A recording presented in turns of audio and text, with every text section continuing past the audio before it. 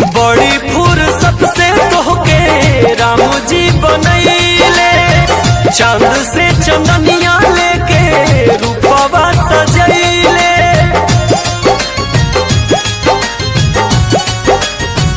बड़ी फुर्सत से तोहके राम जी बनैले, चांद से चंदनिया लेके रूपवा सजैले।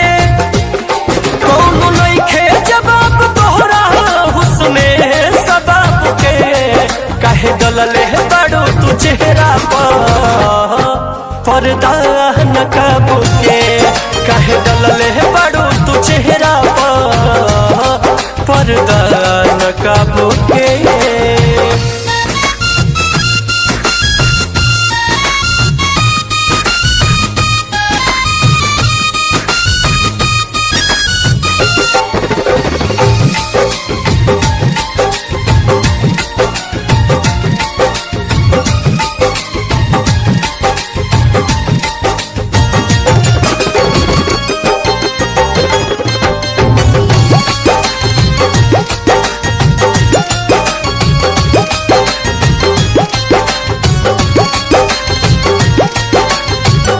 कातिल अदावा कत्ल करे दिल के, ना जाने का भइल बा तोहरा से मिलके।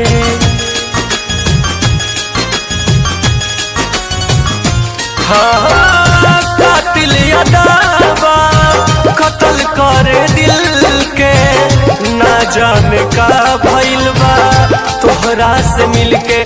खिलल चेहरा बाटे ऐसे जैसे फुलवा गुलाब के, काहे डलले बाड़ू तू चेहरा पर पर्दा नकाब के, काहे डलले बाड़ू तू चेहरा पर पर्दा नकाब के।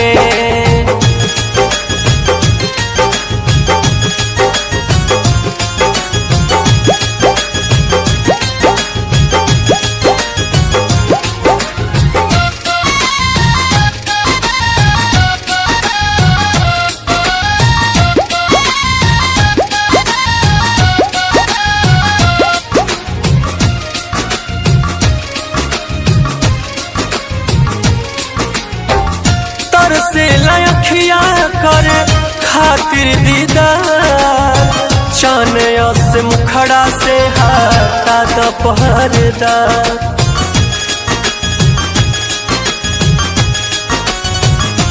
हाँ तर से लखिया कर खातिर दीदार, चानया से मुखड़ा से हाथा दोपहरदा।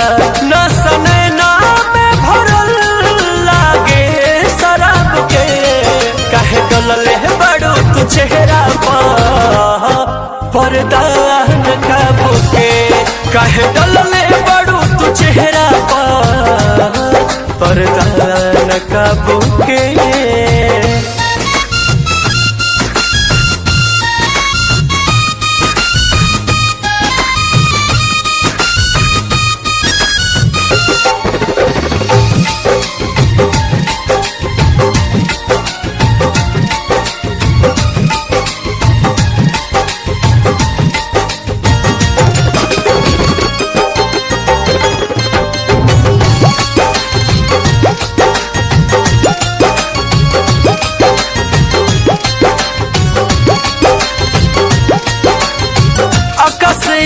बेला दीपक हुस्न के दीवाना, तोहरा आगे फीका भइल सारा मैं खाना।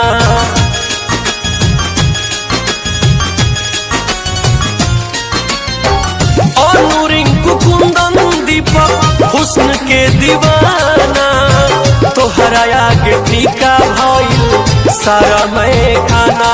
चर्चा तोहरे हर तरफ बात का जनाब के, काहे डलले बाड़ू तू चेहरा पर पर्दा नकाब के, काहे डलले बाड़ू तू चेहरा